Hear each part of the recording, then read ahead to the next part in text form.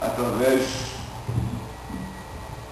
de Adão, a semente caiu no coração, já veio no coração do homem para a morte. O diabo trouxe ao coração de Adão e Eva. E quando trouxe ao coração de Adão e Eva, eles morreram espiritualmente e se esconderam de Deus. E nós vamos ver isso, as ofertas de Satanás para Cristo Jesus.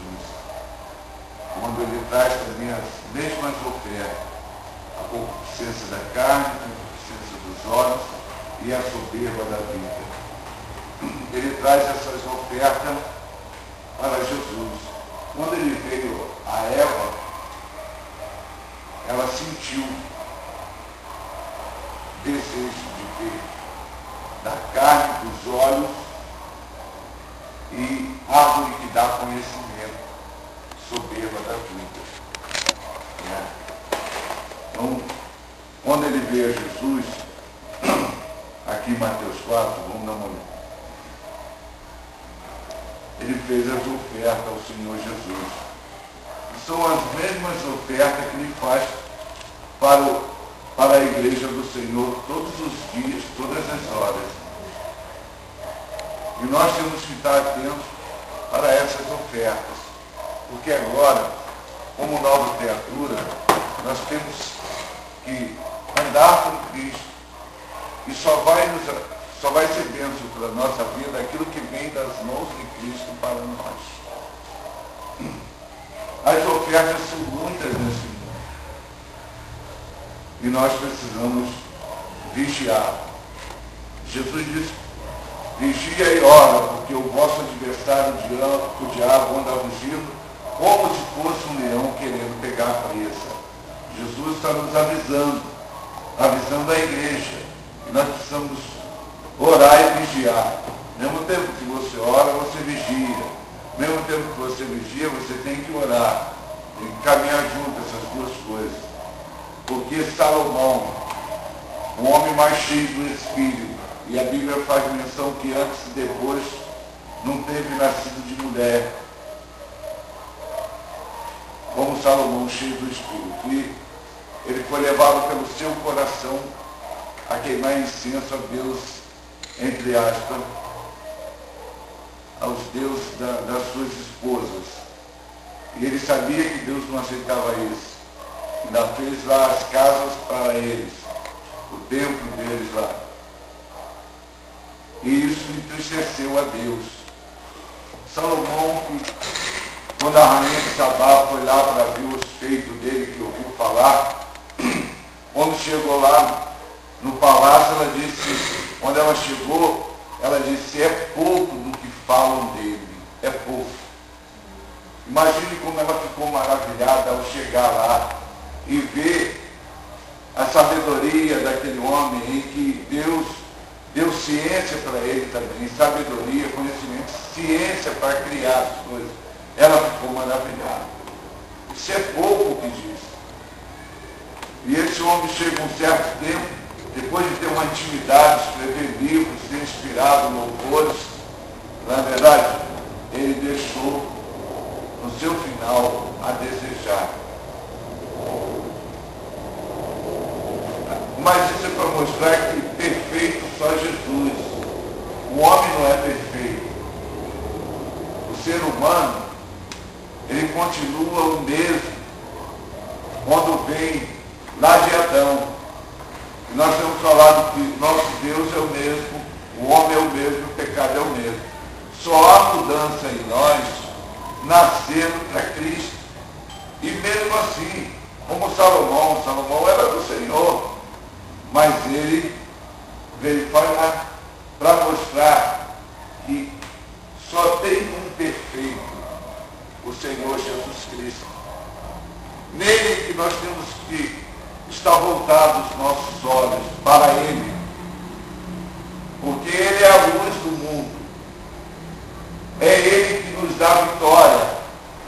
Você vai se espelhar em alguém, mas tem que ser um imitador de Cristo. Mas você tem que ficar sabendo vigiar, ele pode falhar. E muitas das vezes a pessoa está olhando para a pessoa e ela se apega tanto à pessoa que se a pessoa falhar, ela não aceita. Lógico que ninguém aceita. Mas ela se decepciona, larga a igreja porque ela não está com os olhos em Cristo. Porque Cristo caminhou e foi, e será sempre perfeito. O modelo da igreja, a cabeça da igreja, do corpo da igreja. Aquele que diz, para olhar para ele, que olhando para ele você vai ser iluminado. Aquele que perdoa o pecado, os pecados.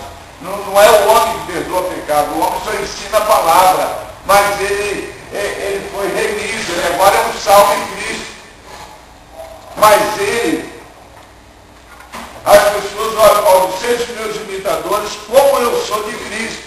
Então, quando ele falava, ele era uma carta aberta, porque viu em Paulo Jesus Cristo, pelas ações, pela maneira de caminhar, a sua vida no dia a dia. Então, eles estavam vendo Cristo, Paulo, e ele mesmo falava, né? Quando olhasse para ele dizia, como eu sou de Cristo, porque ele caminhava olhando para o Mestre, o Senhor Jesus Cristo. Porque todos falham, o homem é falho. Né? Se for aquela pessoa, Deus, graças a Deus, ore por ele, ajude ele em oração, que ele vai estar com certeza orando por você. Mas é uma bênção, continua uma bênção, que Deus o use, mas os nossos olhos, quando olhar para aquela pessoa, tem que ver Cristo. Cristo tem que estar reinando na sua vida. Porque os nossos olhos têm que estar fixos no Senhor. Porque é Ele que preparou o céu. Ele é o Criador do céu e da terra. Ele que é Senhor, tem o domínio nas suas mãos. Ele se esvaziou da sua glória, criou o visível e o invisível. Ele é dono de todas as coisas nessa terra. O domínio não está na mão do adversário. O adversário tem uma força. A rebeldia começou no céu. Deus permitiu e deixou na mão dele essa parte do mundo, e ele domina. E usa os homens, leva os homens para a bruxaria, faz deitar lá no chão, né, e comer podridão, né, faz comer vísceras em cemitério, vai lá nos corpos mexer. Você vê como o diabo faz a judia do homem. Deus chama, lava com seu sangue, purifica e envia para que pregue no mundo e anuncie a obra que Deus fez na sua vida. Que coisa maravilhosa, né? Deus não cobra nada, irmãos. Deus não cobra nada de ninguém. Mas, pastor, Deus botou, ele botou para provar a nossa fé, porque ele nos dá sempre em abundância. Com Deus não tem mendigaria, com Deus não tem miséria. Se nós obedecemos a sua voz, ele diz que manda para nós a abundância, irmãos.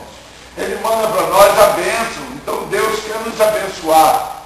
Tu pode ver no cesto de pão, quando ele mandou, quantos pães tem, quantos peixes tem, tanto ele multiplicou. Irmãos, os cestos sobejavam. Quanto mais tirava, mais tinha, ainda sobrou o cesto cheio. E quanto mais tem, tira mais tem, tira mais tem. E com Deus é assim. Quem é fiel, se ele está te provando, ele vai te lapidar, mas não vai deixar faltar o pão na sua casa. E quanto mais você tirar, mais vai multiplicar a sua renda, a sua casa, porque ele cuida dela. Quem cuida é o Criador. E a sua palavra vai mostrar isso, irmãos. A palavra de Deus vai mostrar que ele cuida de você. Você jamais vai ver um crente debaixo